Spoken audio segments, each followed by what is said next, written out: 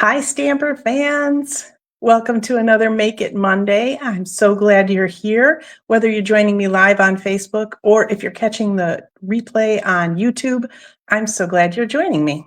I'm Nan Gerlitz, independent Stampin' Up! Demonstrator from Bloomington, Illinois, and I am here to help you connect with your people, whether that's gathering together to craft or you making handmade items to share with them. It's all about making and deepening those connections. So let's get to it. There we go. All right, first up, as always, is Friday night Stampin' results, and got a lot of votes this weekend. Thank goodness. Thank you to everyone who voted. And the clear winner was Russ with his fantastic card. He is simply fantastic. And I will say, I love this DSP, the designer paper that he put in the background. It's one of my favorites, and I really haven't worked with it. And I just love how the white arch just pops off against it. So there's that. Hello, Penny. Thank you so much for joining me. Yeah, so we got a couple of new bundles because we took advantage of the sweet sale last month. So we got the everyday arches and birthday celebrations. So we had to play with new things, right? So there you go. So congratulations to Russ. Also, I was working on, I belong to a group that does tutorials. We put together tutorials every month, so everybody does one, and then we have a whole bunch, right? So I was working on that over the weekend, and I wanted to show you my cool Happy 50th card. The focus on this month was ribbon. So that was a fun little ribbon technique that I did on the bottom there, which I thought was just super classy and clean and simple, right? So there you go, a little sneak peek for you. Those tutorials that I get, I share with my team on the Facebook group, and I am a little behind, so watch for that, Penny, this week. I should be loading the last couple of months onto the group page, so everybody can take advantage of that.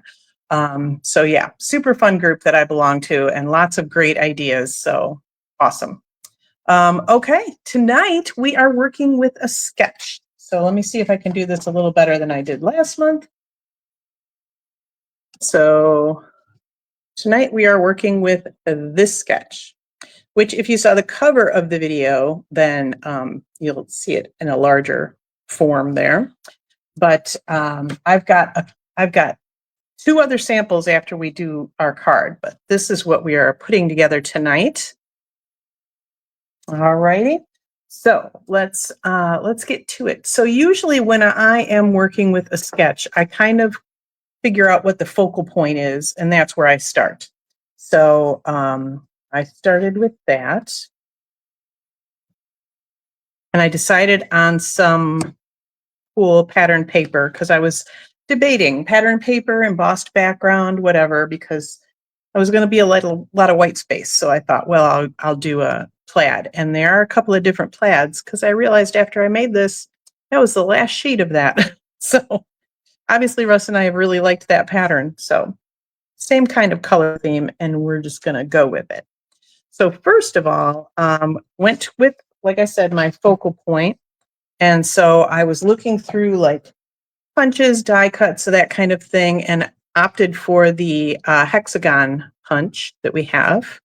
I don't use a lot of punches anymore, so it's nice when I can pull one out and do a little something with it, right? And pulled out the Love and Strength stamp set, which I got to tell you, there's only a few images in this stamp set, but it has been a go-to. Like the two of us both have each made quite a few cards with this, and people just love the sentiments in here. They're just very caring. And I'm all about connection, right? So it's a good stamp set for that, to be sure. So we're going to do some memento. It was funny, actually, while we were stamping, the two of us on Friday night, he was looking for a particular color of blends, the olive, and I had it already stashed for tonight. And so he went and got that. And then I realized, he never asked me for the memento ink, and it was already stashed as well with everything for tonight. So I was kind of surprised by that. because we know he loves to color. All right. And we're going to color tonight. So I just pulled colors out of my designer paper. And that was one of the kind of prerequisites for my designer paper is I needed something that had a green in it because I needed leaves, right? So things that make your life easier and choices less. Anything that gives me like fewer choices, it makes my life easier, right? Because if you have too many choices, then I could be here all night. And as I'm saying the word choices, I can just hear Russ probably. He's out vacuuming the pool right now, and I can just hear him probably singing the Choices song from Modern Family. Any of you watch Modern Family? Hilarious, crazy song. But that happens a lot in our house because we just go off on little tangents and movie quotes and song lyrics, and life is kind of like musical theater here.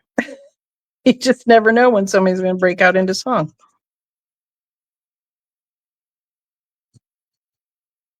So I laid down my dark old olive right along with the pre-printed shading that's already in the stamp, right? And you'll notice I have a little blue tape because I need to replace this one because the tip on there is not so great anymore. So that is how I mark them. So when I go to do orders, I know which ones I need to replace. And then we're grabbing, I think this is, Calypso Coral. And so again, if you see the flower here, we've got plenty of these little shading lines that the artist already put in. So that's where I lay down my darker tone of the color. A little bit in the middle here too.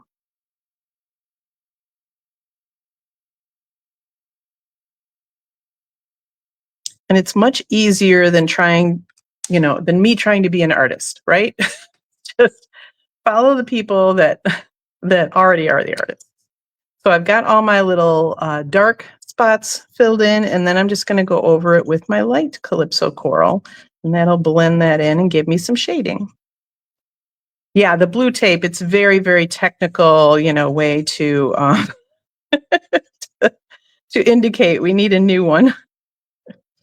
So I did a couple of months ago, I went through and pulled out like all the blends, and I kept pulling them out like I think this one had blue tape on it. So and I replaced a bunch. So yeah, this flower fits perfectly in this punch, which is great. Oops, that should go over here. The other end of my island, by the way, is a hot mess, people. It is just severely like wow over there. Because speaking of crafting together and making connections, my library where I work during the day has a little program that they're calling Crafternoon, which I love. And so they had this month's Crafternoon was on Saturday. So I went and, I put together some things and went, and I had like 3 different packs of designer paper and 3 different bundles with me and only a couple of stamp pads. So that was good, but all sorts of stuff. And I came home and kind of unpacked, but I'm still in the middle of the projects that I was making. So everything's just piled up down there on the other end. And thank goodness I have a really long island, so I am not too claustrophobic tonight. Oh, there it is. Okay. So yeah, so I've got a little strip of that same plaid that I just put on the inside. Because you don't want your inside to be naked, parading around, right? And then we can pop the big piece of plaid here on the front. We get some of this stuff out of the way so things are a little less chaotic. I don't think well when there's too much chaos. Suppose it depends on the chaos maybe, but I don't know. Like I can't listen to somebody talk and also have a TV show going on in the background. So, okay, so this particular punch does not have like a larger punch. So there's no way to really, make a map for this, right? Because they're the same size. So there's a couple of ways you can do this. You can either punch it and then just kind of offset it. So then you'll have kind of, a couple of sides that have that map. Or what I'm going to do tonight is I'm just going to cut this right in half. You can do this on your trimmer or with scissors. Pretty small, so it's pretty easy to do. And then I'm just going to spread that a bit. So I will just put liquid glue in the middle.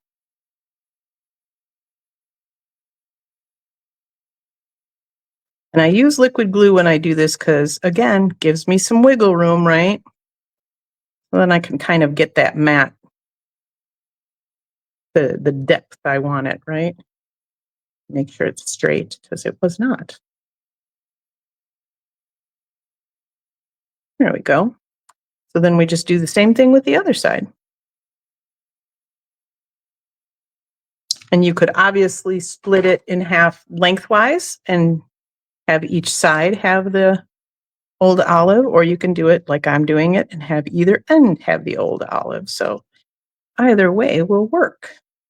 But that is how you do it. So if you have a die or a punch and you don't have like a nesting size of it, so you could cut around, fussy cut, if you're really good at that, and if you don't mind a little irregularity. I mind some irregularity, so that sounds like a crazy thing to me. So the easier way to do it is to just punch that same one and alter it in some way. So I could have punched two and offset them either way, or cut it in half either way. Blah, blah, blah. Ramble a little bit there. And then we're going to pop this up on dimensionals. So I think I'm just going to do a line of 3. Because it's a skinnier punch. All right. So that'll be in kind of the upper third there. Okay. There it is. Like I had everything cut and out. Originally, I was going to do some little hearts, so I'm using the back side of that oopsie. And we are going to say, I am here for you, which is a great all-around sentiment, right?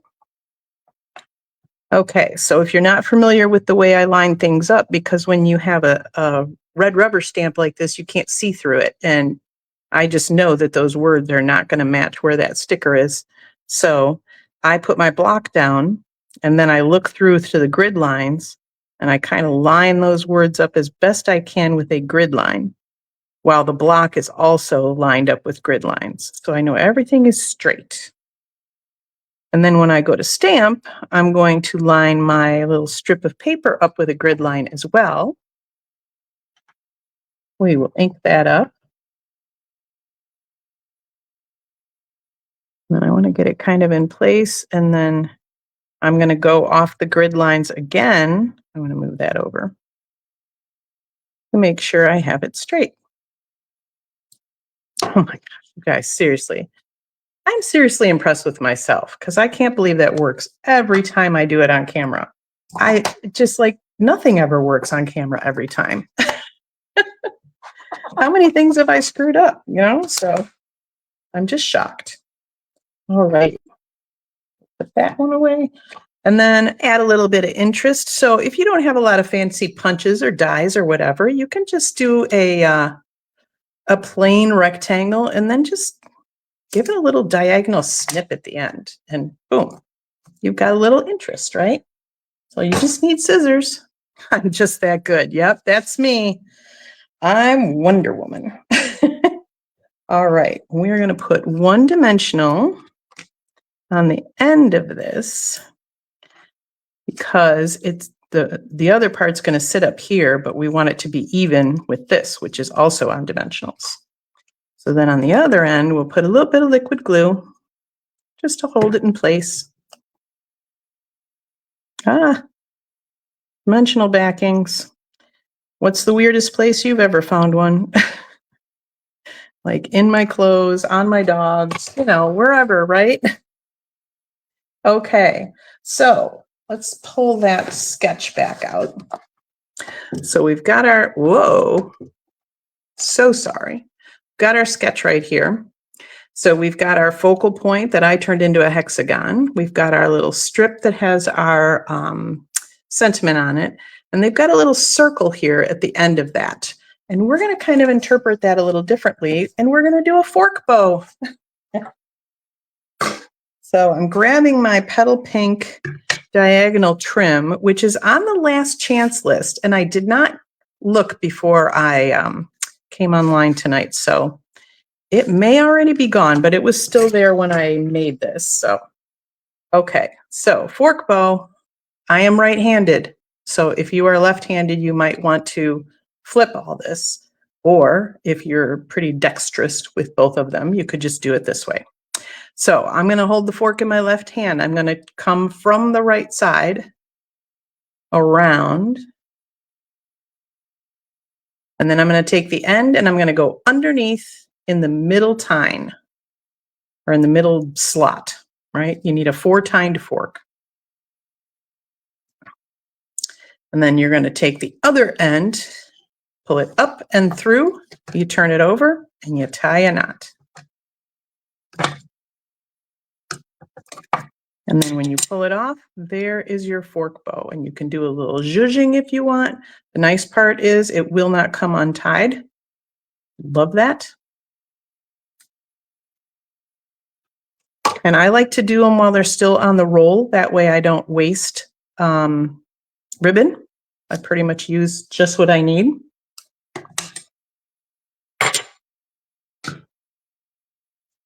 Thank you very much to my friend Jamie, who finally got this fork bow thing through my head. She likes to sing the little over the river and through the woods thing when she's going around. That helps her remember. All right, we are going to use a glue dot to put this on. So I'm just going to, the glue dot is right there. I'm just going to press the ribbon onto it. And now the glue dot is there. And that is going to take the place of that little circle in the sketch. I'm going to trim these up a little bit more because it needs to be a dainty bow, not a big honking bow. So, and the size of your fork is going to determine the size of your bow. So, you know, if you got a pitchfork out in the garage, maybe you could do some big bows for Christmas presents. But a nice serving fork has been perfect for my craft room. So, all right, so we've got that. Now, the last thing on our sketch is all of these other tiny circles that are kind of all around, right? Just little embellishments or whatever. That was part of where I was going to go with the little hearts. But one of the things is I was going to have to fussy cut all those little hearts. And that just didn't sound like a lot of fun. So outdoor decor bows. Yes, for Christmas. Yeah, get some of that big plastic ribbon, right? And just go to town. I don't think we have a pitchfork, so that's not going to happen here. Okay, so these are the adhesive back textured dots. I love these. They've got texture. Love it. And this is skewing a little masculine to me, even though we've got a bow. It's kind of like brownish colors and things, and guys like flowers and bows too. So, but these have a large and a small, which is nice because we've got large and small circles in our sketch. So I'm literally just going to follow what our sketch said. And this is a lot more embellishments than I normally would do. But it's fun to go a little overboard sometimes, right? And also an even number, 6. Usually I tell you to do an odd number, but I think this goes well because we've got kind of the little trio down here and then the trio up here, and I think that works. So there you go. There are the 2 regular samples. But I told you I have other things to show you, right? I should go over here and make sure that I would actually have done everything I was supposed to do. Yes, look at me go. That's not an odd number. Exactly. I know it's weird, but that was the sketch called for 6, and I think it looks nice. So we'll just call it 2 groups of 3, and then it's fine. Okay, so let's put this one aside. We'll use this one. So there's my original version, and I also pulled out, yikes. Oh yes, I did. I didn't put a face on that bee. So I pulled out our meant to be set, and I used the big hexagons instead. And I did not put a face on my bee, so he's taking a place of the circle. And then I've got my little happy birthday tag banner. And then all these fun little flowers that also come in that die set. So that's a very clean and simple, like lots of white space, a little more graphic, right? So very fun. And then I went a little crazy and I made a scrapbook page for you based on the sketch. So here we go. So we've got the card right there. So we've got our focal point, which will be a picture of Russ and I on our Alaskan cruise last year. But I just haven't done that yet. And then we've got our banner. So that was a fun little from the Sunrise Sailing bundle. Things just went completely out of my head. Sorry, guys. Okay, so this cool little wave die that was in there. So I got that for my little title. And what I did was I only put adhesive on the outside edges of these so that I can still tuck a picture underneath there and everything will be good. And then all these fun clouds. And I also added, so the clouds are some of the circles, and then I added the birds, which are some of the rest of the circles. I did also stamp the year down here so that we would know. And then there's obviously space for my journaling as well. So, and I also wanted to point out, so this is in our annual catalog. That's where I'm getting these particular sketches. And then also a couple of pages over on page 28, we have a whole group of scrapbook layouts as well. So if you are a scrapbooker already, this will give you some fun ideas. If you want to start scrapbooking, this will give you some great ideas to start with. Or if you want to challenge yourself and maybe make some square cards, these would be some great templates to work with for that as well. Maybe we'll do that next month. So, all right. So there are our 3 examples of our sketch this week. Pretty cool, I think. I'm wondering if I blew your mind with the scrapbook page. So, so you can really use these sketches for literally anything. If you want to do a gift box or a tag for a gift or something like that, completely easy to do. So the supply list for this card, the plaid card, is in the video description. Supply lists for all of these, plus measurements for everything, will be in this week's newsletter. So if you have not signed up for my newsletter yet, make sure that you click that link and sign up for that. Next week is Technique Week. I have a couple of ideas in mind, so make sure you tune in to see which one I decided on. Thank you, Penny. Yeah, I like the way that turned out, and I think it's going to look great with some of the photos that we got by the glacier. So I think one of those they'll turn out just great. Excuse me. All right. Well, that's all I have for tonight, Stamper fans. Thanks so much for joining me. If you picked up a little bit of inspiration, if you picked up some ideas or a hint like that cool fork bow, this is your reminder to go ahead and share the video or tag your bestie in the comments so that they can learn a thing or two as well.